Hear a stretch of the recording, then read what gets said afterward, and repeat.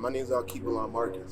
I'm one of Pop's orchard directors, and currently we are at our learning orchard at the Woodland Cemetery in West Philadelphia. In addition to the orchard space, we have planted annual crops in between the tree rows for local food production during the COVID-19 pandemic. This included collard greens, squash, kale, cantaloupe, scallions, lettuce, okra, string beans, of all different types of sorts of things that we would grow that can be good for additional harvests or season extensions. This year, we expanded annual crops to include black-eyed peas, sweet peas, bell peppers, Swiss chard, and basil.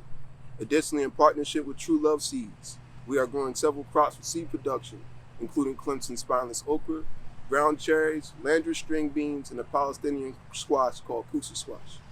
So due to our efforts, we was able to exceed our numbers of growing pounders last year. And right now, this year, we grew over 2,000 pounds of food, and it went straight to West Philly's Food Not Bomb and the People's Fridge on 52nd Street. So here at the Learning Orchard, we practice alley cropping.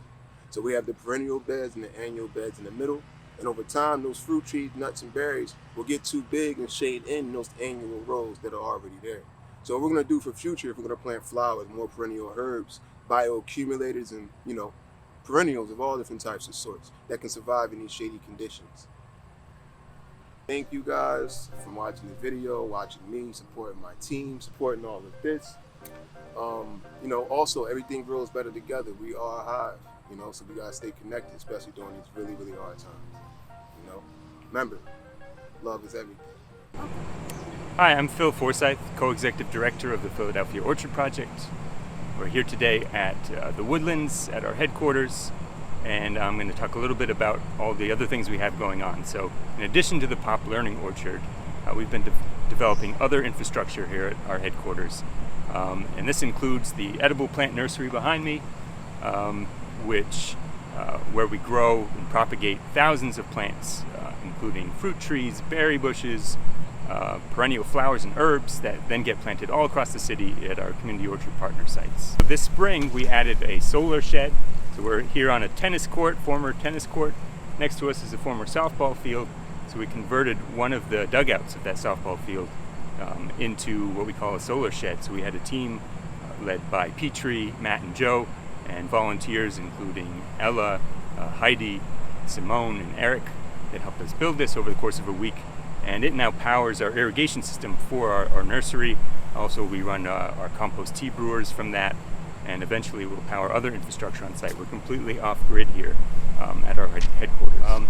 So the softball field this fall, we're hoping to get final approval to build a couple of high tunnels, which we have funding from the State Department of Agriculture as well as Junior League of Philadelphia.